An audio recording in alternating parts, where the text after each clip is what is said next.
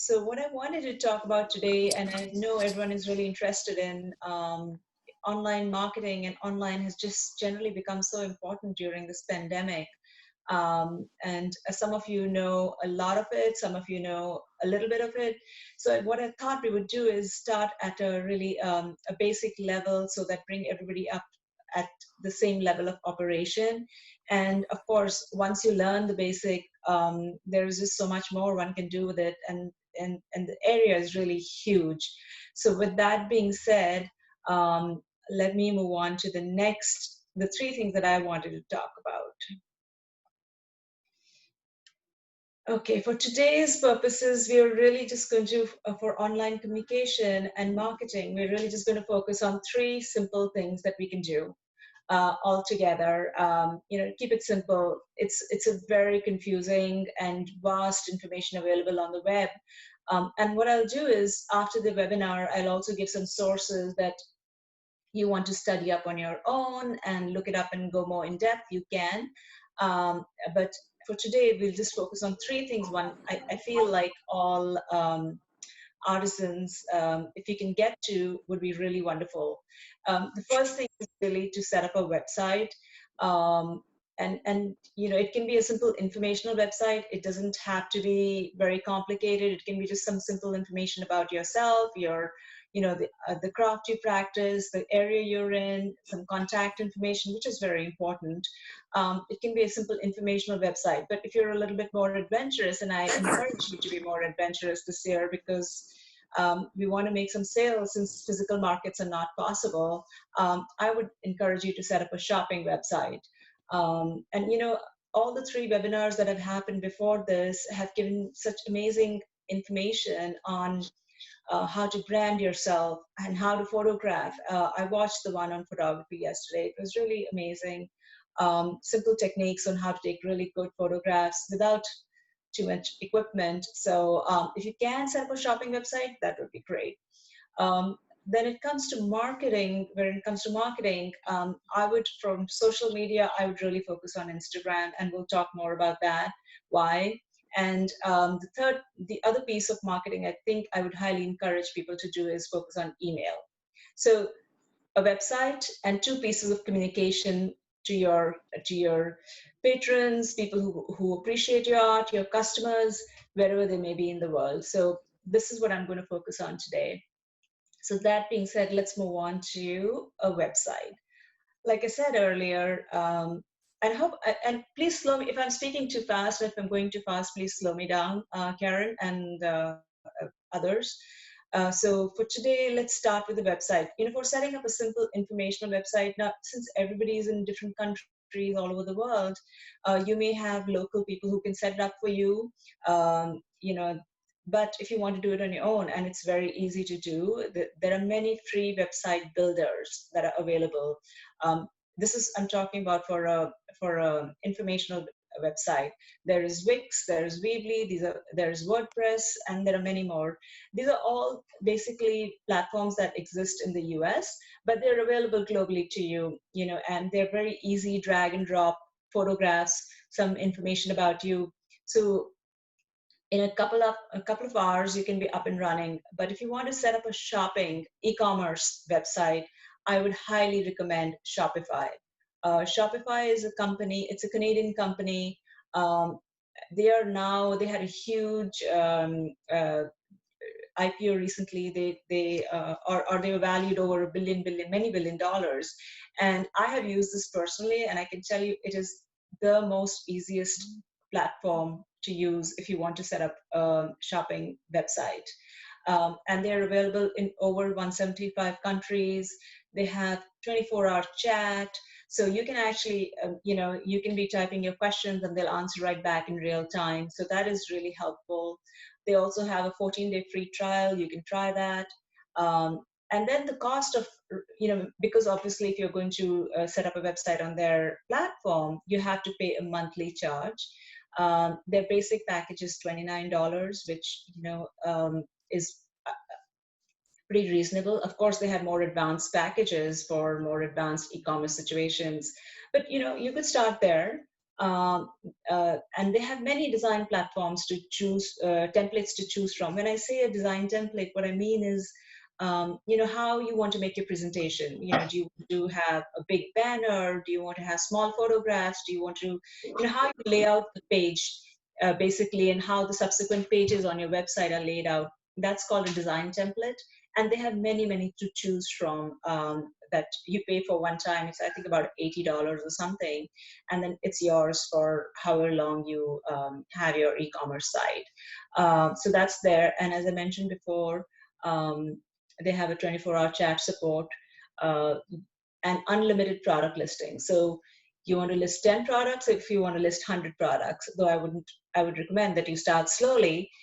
There is no limit to number of items you can list on this site. It's also very easy to integrate with social media, with Instagram, Facebook, and many other social media apps that we'll talk about later as we go. So I would highly encourage, it's the number one platform for setting up a e-commerce website. It's available globally. It's so easy to use. And the best thing is they're available by chat 24 hours. Or if you want to call them, you can do that too. I've been using it for some clients of mine in the last few years, and it's really quite easy. I would say let's do that. So once you've got your website set up, the next thing is, how do you communicate, let people know, your customers know that, you have a website, you want to start promoting it. And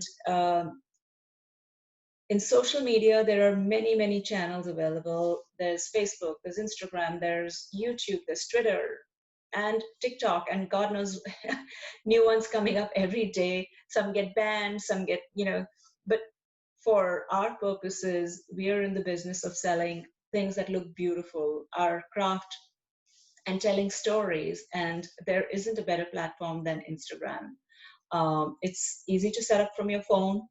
And one thing that they added, a feature that they added recently, is that you can actually set it up on your phone and then operate it on your desktop.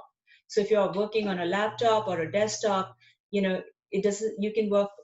You can reply to customers, post from there. You can do many things from your desktop. So it makes it easier because you're holding a phone and trying to do things all the time. We all get carpal tunnel syndrome. So I highly recommend Instagram, for the number one platform for social media to communicate with your customers and your people who appreciate art and craft.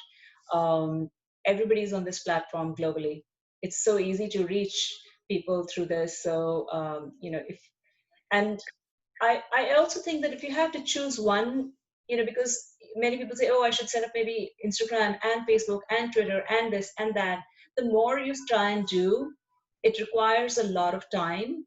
And if you don't do it properly, you won't get the result or the response that you're looking for. So I would say if you start with one, start with Instagram, and then you can add as you get familiar and more comfortable. You can start adding others as you go along, and depending on your time, bandwidth, etc. So the first thing, let's look at a couple of Instagram profiles that I did screenshots of. Um, these are examples from artisans who've come to market in the past or will be coming in the future. On the left, you see, I took a small snapshot of Abu Bakar Fofana. He is an indigo artist from Mali. He's like the guru of indigo dyeing. And that's a little snapshot of his profile, his Instagram account. On the right, I have a snapshot that I did, a screenshot of an artisan from Ethiopia, Sababa Har. They do beautiful cotton weaving, towels and other textiles. Stuart, I think you visited them, right, in Ethiopia? Yeah. So, but what I wanted to show you is, let's go back to what Marcella was talking about, branding.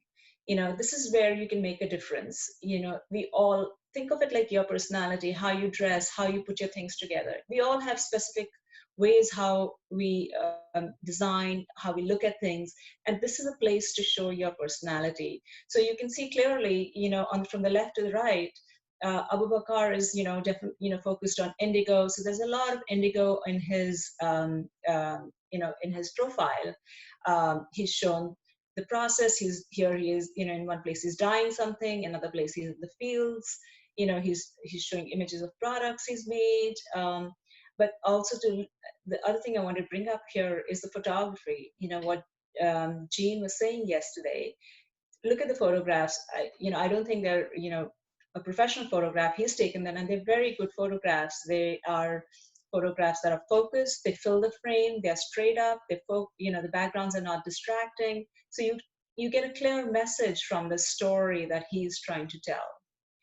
And then when you look over to the right, to Sabah Bahar's page, same story, very simple photographs, focused, but there is a different flavor here. You see a lot more cotton, you see a lot more white and red and other, with some background things like maybe a little bit about the history, or, things dying in their workshops, or, the weaving process.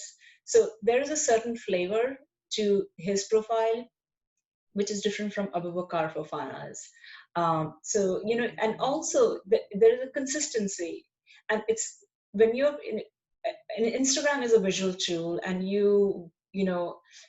this is where you can be very, express your personality the best. So try and be focused, no distractions, one day you post this, another day you post something else, someday you post something. They have to tie together. If you look, the way I look at it a lot is like, does, if I'm posting a post of, say, for instance, this apron, what will look good next to it? So, here, Abu Bakar has posted a photograph of himself in the field. So it's green, there's blue, there's a tie over. So, it has to sit visually together. The post should look good together next to each other. Keep that continuity in mind. When you're designing your page and when you start posting, it's not just focusing on the individual post, which of course should be strong and clear, but also the overall look, and see, post something and see how it's looking. Maybe plan it ahead of time. So this takes a little planning. It's not something that you can just do quickly in a rush. And the more planned and the more thought through your profile is, the more attractive it will be to your customers, and the more visibility it will get. And so I would say, spend some time on this. This is important. This is planning, personality planning, look and feel planning. All of that is very important in Instagram. It's a visual platform, and the first thing people are going to see, oh wow, that looks like a really great page. I want to go and see more about it. I want to learn more about who these people are, what they do, etc., etc. So I cannot emphasize it enough, that there should be a cohesive visual language when you put your page together. There should be a defined color palette that you operate. Some people, like I was saying before, for Abu Bakar, he operates a lot in indigos and blues and greens, you'll see. For Sabah Bahar, it's a lot of whites, with accents of color. So everyone has a different color palette they operate. The craft dictates also, the kind of color palette that they will develop. So keep that in mind. You could be posting, for instance, you could be posting vast landscape scenes, and then next to that, a detail. Sorry, excuse me for a second. My phone is ringing. I need to turn that off.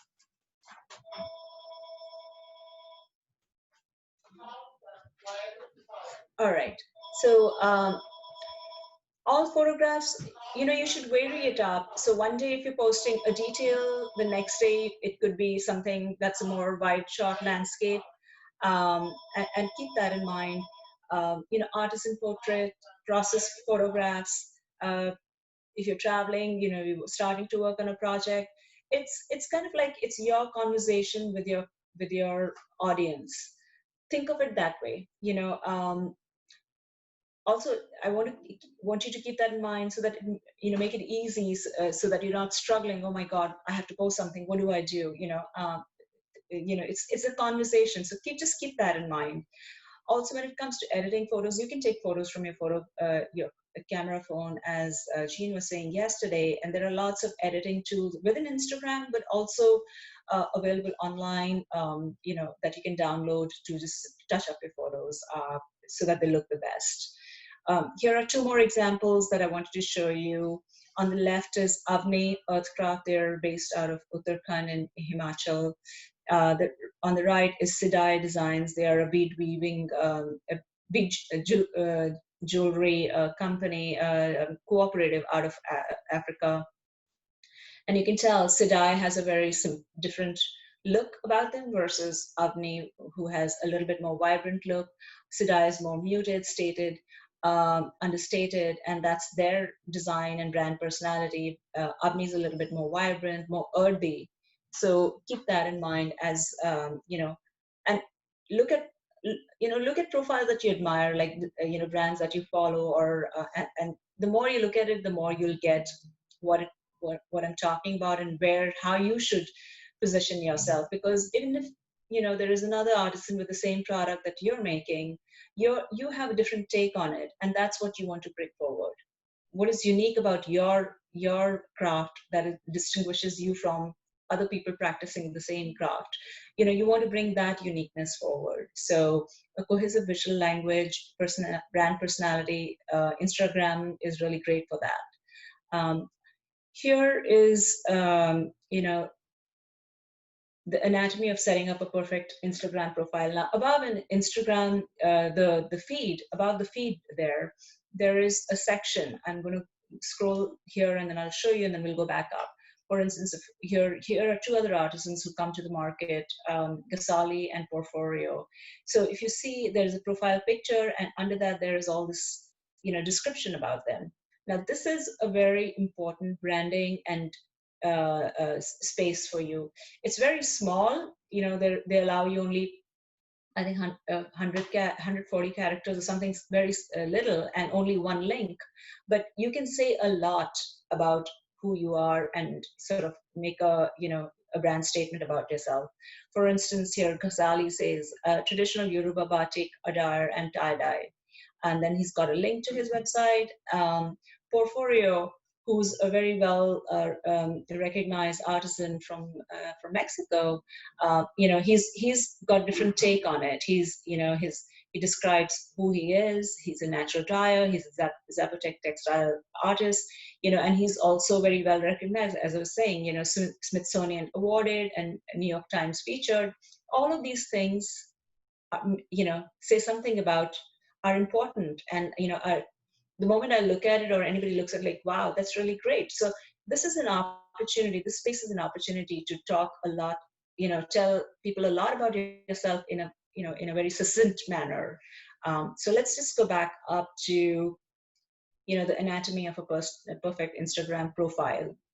You have to set up a profile that's a public account, because you want more people to find you. You want to make your name easy to search, which is the user handle. Your business name should be easy to find. You should choose a picture that, which is like over here. Both Gasali and Porforio have chosen pictures that sort of give an instant, you can tell right away what they're about. Something that's very recognizable, on brand for you, whatever your brand is. The bio, which I was telling you, convey personality. What is unique about you? What is your brand promise? Inspire people. Then this is a space that you can give them a link, and or a link tree link, which I'll talk about next. Because the way Instagram is set up is that they only give you space for one link, but many people have now come around with techniques that they can work around it, that you can actually put one link that then leads to many others, on your website, and other things that you may want people to go to. So that's through a link tree, and we'll talk about that in a second. Your contact information, you want to enable notifications, because in your settings, when you set it up, you want to make sure that this is enabled, because when you get a comment, you get a like, because Instagram is all about communication. It's back and forth. It's not a one-way communication. So you want to be sure that you're getting to know when people are liking your photos, or they're commenting on it, or they have a question or something. Your contact information and overall theme, and most importantly, post regularly and consistently on social media. Any platform, it doesn't matter whether it's Instagram, Twitter, Facebook, anything. Posting regularly and consistently at a specific time every day or in a ballpark is very important, because as you start building followers, they come in, they look out for, oh, what is Gasali posting today at 9 a.m. something. You pick a time, whatever works for you in your time zone, when you know your audience is going to be online.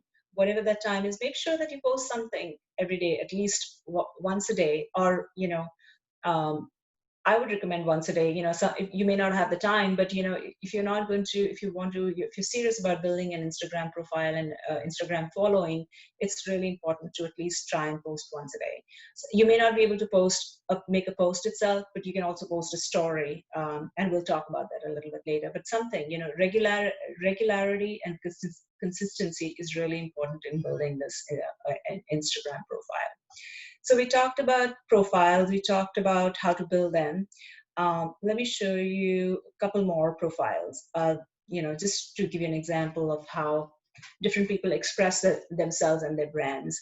On the left is Carla. She is a fashion designer from Mexico. She also comes to the market. And look what she says about herself. Um, Carla Fernandez, and see right under her name, this grayed out area, you can choose when you're setting up your profile, you can choose what business you're in. So, be mindful of that. Be careful in selecting that. She's chosen fashion designer, whereas Sidai has chosen shopping and retail. They could have chosen jewelry, but whatever for them, it makes sense to do shopping and retail. So they did that. You can, be careful in that selection. It's a very important part of the profile. Carla also says fashion brand dedicated to preserving and revitalizing the textile legacy of the indigenous communities of Mexico. So you know what she's talking about right away. So that's important. There's a link. Um, and then look at what Sidai is doing. This is an old screenshot that I had taken last year. They're saying collaborating with Maasai women, bringing a modern aesthetic to indigenous beadwork. Our summer 19 collection is here.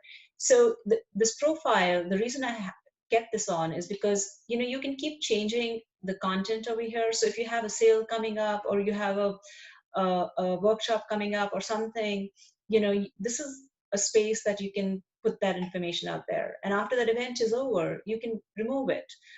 So it's a good marketing space. Your profile is also a good marketing space, and very flexible to change back and forth as your business, as your events and whatever is happening in your world changes. So these are good examples to look at also. The other thing is, Instagram keeps adding new features, and they added Instagram stories a couple of years ago, I think, and it's taken off like crazy. And then they added IGTV, which is their version of trying to take on YouTube, which is also really popular. And I saw during the pandemic, people were really using TV to set up meetings with others and talks and panel discussions, and it was really widely used. So you should think of Insta stories, and I took a screenshot of Sidai's profile, because you see all these white little circles under their profile. These are buckets. Here the first one is the press they have received. The next one is stockists. Then it's Sidai Sisters, which is the community, their people, their warriors, about Tanzania, workshops, etc. So these are like chapters of your storybook. When you post something to stories, you can choose what bucket it gets saved in, so that it's there, because usually stories are there only for 24 hours, but you want to make sure if it's something important, you want it to remain there longer, then you create these little Insta stories and these little many chapters that you can keep it there forever. So keep that in mind. IGTV is also another, it's kind of like your YouTube channel, it's your video channel. For instance, if you're going to be starting You can record an event there. People participate. You can talk about it. Say, you have this video session coming up. You have a workshop coming up, and we are going to be conducting it on IGTV. Let your audience know. And then if you record it on IGTV, whoever attends live watches it, but also it gets saved here. So if you look here, it says post, IGTV, and tagged. IGTV is where it gets saved. So this is another opportunity for people to get to know you, get to have a look behind the scenes about, how, what you do, your craft, where you live, and, just everything about, discover more about you. So here we go. Um, and then I also want you to look at this again. I mentioned that I would talk about it. Linktree, Sedai design. You see that in blue over there? Um, so like I was saying earlier, Instagram only allows one link to be posted. But there are many people who've come up ways with other apps that you can sign up for that lead to many more links. So Linktree is one of them. Linktree is free. You can set it up very quickly, and Sidai has set it up for themselves. So when you click on this link, Linktree, it goes to a page like this, where they're saying, if they're directing people, people who want to shop can go here. They want to read about a blog, which is more, like a journal, they can go here. They want to give a gift to a Masai Mama, which is, a donation they're looking for, you can do that. You can make a shopping appointment. You can sign up for a newsletter. You can do a workshop. So, I think this is pretty focused on five things that they want their audience to give them options of what they want to do. Once they click on that link, where do they want to go? So this, if you have a website set up, this is where you would lead to shopping, blog. Giving the gift could be another something else that you set up. I mean, I'm not saying that you need to, but this is how they have set it up. Newsletter sign up. I think this is very important. Instagram is another way to collect emails for growing your email list and coming up with a list. Very important tool if you want to have if you have workshops coming up, an experience that you planned, you can post that here too. So Linktree is another app that you want to perhaps become familiar with, because you can use that to then direct your audience to many different things instead of just one thing. And then if you post a link tree here, it gives people the option of going to many different places. So that's about the profile. And as I said, if you want to build a community, it's all about interacting and engaging. You have to put in the time to engage and interact with your audience. If people are showing appreciation, thank them, reply to their comments, like the posts, go back to their profiles. And if somebody's liked it, go back and like something on theirs, they notice that. It's just like human interaction. It's no different. The more you put into it, the more people will be attracted to you. So it's as simple as that. Just keep that in mind. And if you have important press people, editors you follow, influencers, you should start following them. Find their profiles on Instagram, start following them, like their posts, engage with them. You can leave a comment if you see something nice, say something nice, because people do notice those things, and the more you engage, they'll engage back with you, and that's how you grow a community online. It's really quite simple. Instagram is no different. It's just a community online instead of being out in the physical world. So there you go. So interact and engage with your audience is what I want to say. And then to build your profile, the other thing you can do is cross promote Instagram. So on your website at the bottom, where social media feeds to follow, do put Instagram there, or if you and others that you may have, Facebook, etc., etc. When you do emails, at the bottom of your email, and we'll walk through emails later, put it out there, follow us on Instagram to know more about what's going on with us daily, etc., etc. So think of all the other ways that you communicate to your audience, and you can cross promote through that. And then let's talk about, this is a very, the content calendar. When when I showed you earlier, let's just look at it. Go back here for a second. Look at Sedai design. Um, Now, she's definitely planned out all of these posts, as has these Abu Bakar, Fofana, and so Sahabar. Um, and Agni too, to a certain extent, they might be a little bit more spontaneous, but clearly they have a plan in mind. So if you make it easy for yourself and put a content calendar together, something that you can do in Excel or on a piece of paper where you say, okay, Monday I'm going to do this, Tuesday I'm going to do this, Wednesday, and plan out each day. For instance, Monday, Tuesday, Wednesday, you could be talking about something from, your product lines, and then later, maybe weekend you're a little bit more, quieter and talk more about things that are happening in a personal space. For instance, if you're have a little get together or something. So but it's important to put a content calendar together. It'll keep you on track. Like I said, posting consistently is important and regularly is important. If you have a content calendar, it'll help you do that, so that every day you're not struggling, oh, what am I going to do today? So just keep that in mind. It can track events that are happening in the month.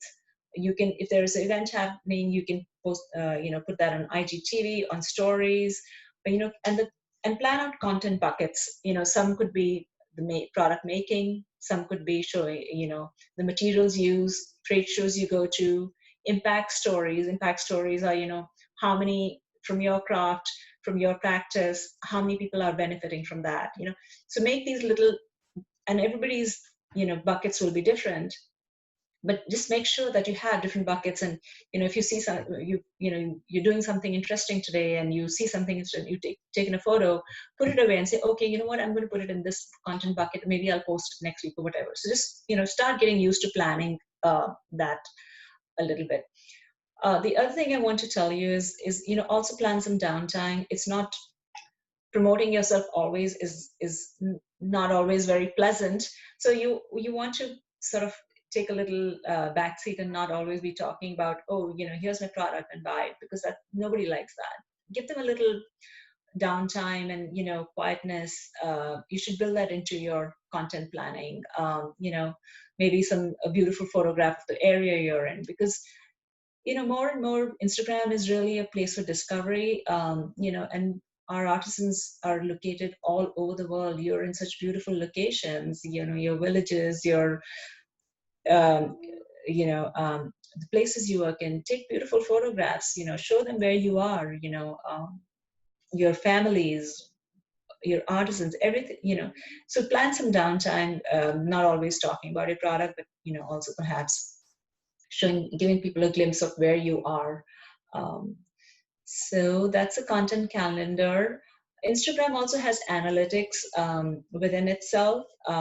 You can, there's a tab called Insights, and through Insights you can see, oh, how many people engaged with, which content is doing better, which posts are doing better, what's my following like, and things like that. Study it a little bit. It's quite easy to follow. It'll show you where your followers are coming from, which countries, what age group, what demographic. It helps you understand who's following you and then adjust accordingly. You can also do you can advertise on Instagram. You can maybe plan a small budget for it. It would help. So keep analytics and ads in mind, as you to grow your business and grow your Instagram profile. So I think I talked a lot about Instagram. So let's just move on to email marketing, which is, at one point people were like, oh, marketing is dead. Well, who reads emails anymore? But, emails are always around. They're always important.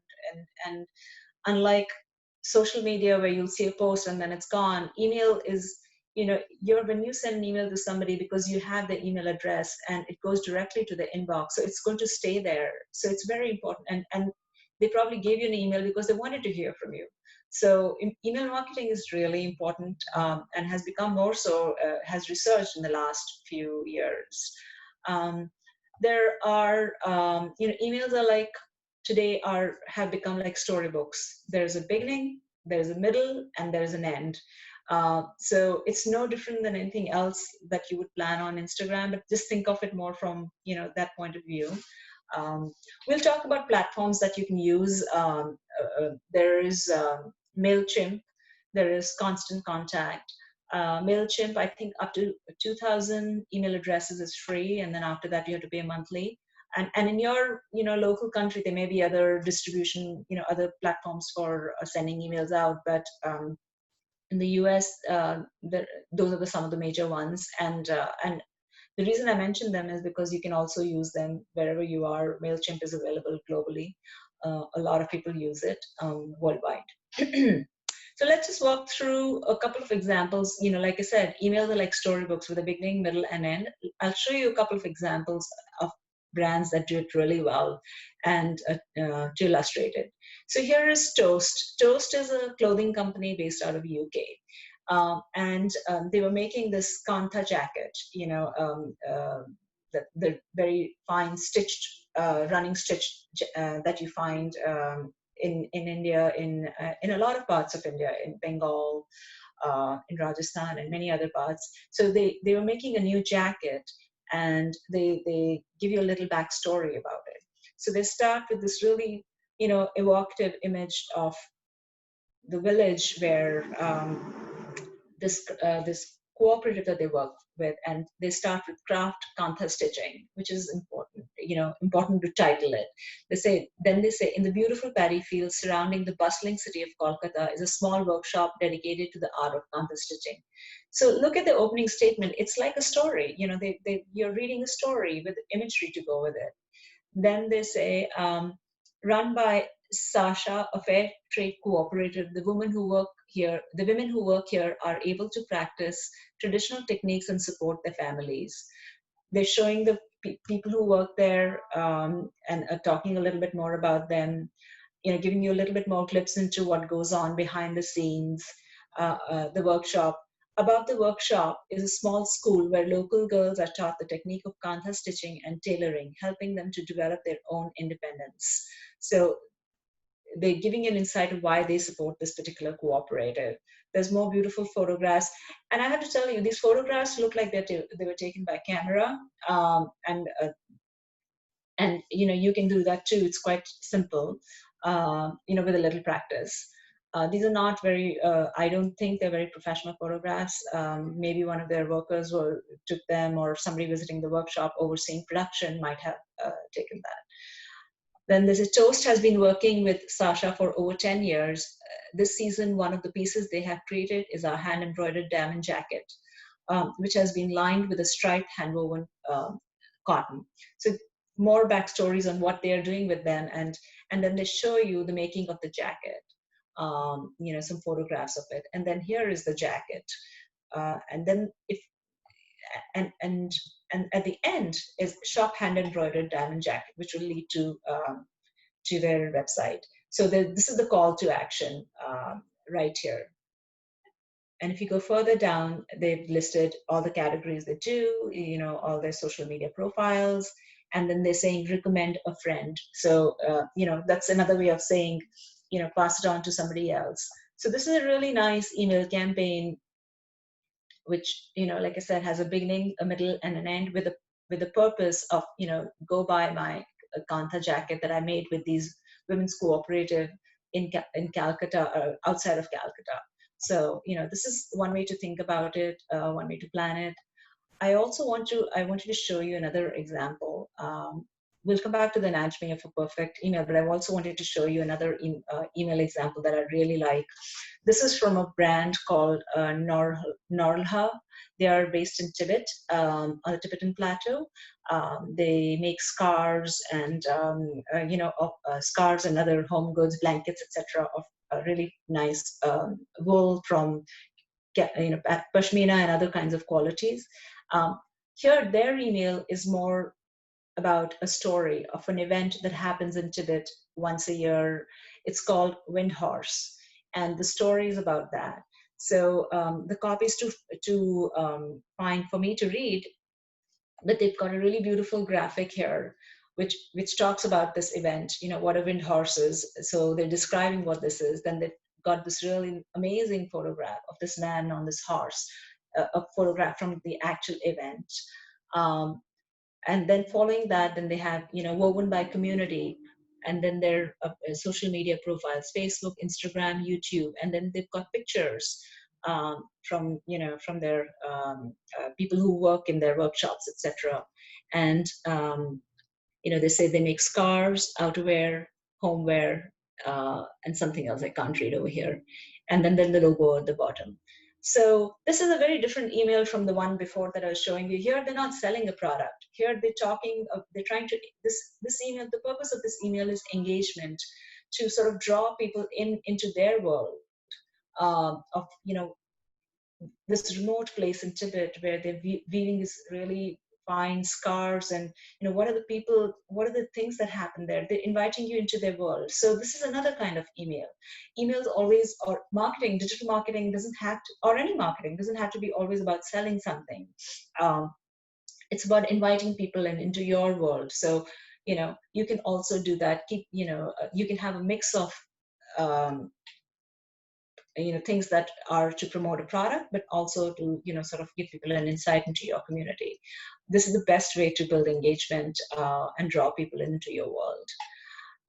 And then when you click on that email, it takes you to this page, which is the blog about this particular event. The photography is so beautiful and vibrant. Right away you're invited and you were very engaged. So and it keeps coming back more. I will certainly be checking them out constantly because I want to know what's going on. I'm really intrigued by this world. So marketing can be very subtle. It's about, and for us, for all of you who are artisans, who for the rest of us who look at it, it's like such an amazing world. It's a way to engage people and bring people in. So let's go back to here, the anatomy of a perfect email. The header, the subject line, a pre-header. And when you sign up for, say, MailChimp, they'll show you that the pre-header is here. This is the header, craft, kantha stitching. There's a little, this is called a pre-header. You can't read it, but it says the story of a kantha jacket, embroidered kantha jacket. Then all the photography and copy. Let's go back. The from name, the reply to, the body, which is, again, MailChimp has many easy templates to use. You can choose from many design templates, and it's just drag and drop photography. Strategic use of pictures, always a call to action. What do you want people to do from that? Just keep that in mind. That's really important. In the example of the toast, they wanted people to shop the jacket. So after they had told the whole story, they said, oh, shop the jacket here. In the case of Narhar, they wanted people to go and read the blog. They wanted to get more traffic to their site. So their call to action is to read more. So, a call to action is really important in your email communication. And then the footer, your contact information, reminder to subscribe, a subscription or unsubscribe links. And we'll talk about unsubscribe links and building email list further down. So here you go. So for instance, here, this is all their product. You can check out, if you click on any one of them, it will take you to the website.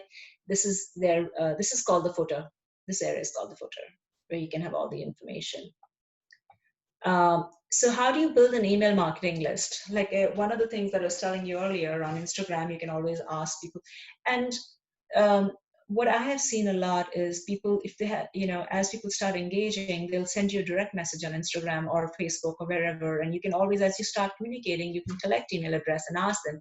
Always ask, because you cannot send emails to people just because you have an email address from somebody. You must ask permission. There are laws, privacy laws, that a lot of these platforms follow, and if you violate that, they will remove you from that. So just keep that in mind. When you're building an email list, you want to target the right audience. So you can focus on conversations with interested fans, valuable connections, and potential prospects. Your email list audience should be family and friends, business contacts, fans and frequent visitors, clients and future clients and current clients, future clients or prospects, customers, designers, gallery owners, retailers, press, professional people, local newspaper and magazine editors. Keep that in mind. Those people are very important you know in your marketing strategy. You can also collect emails via website. Shopify or any other platform that you set up your website, you can set up a form to collect email addresses. So that's another way. Social media is another way, but always ask permission, and I can promise you, having done this for so many years over and over again, all this, it looks very daunting, but it's slow and steady. It works. And, if you keep at it, make sure you make time for it, all online marketing works. So that's all I wanted to say, and happy to answer any questions.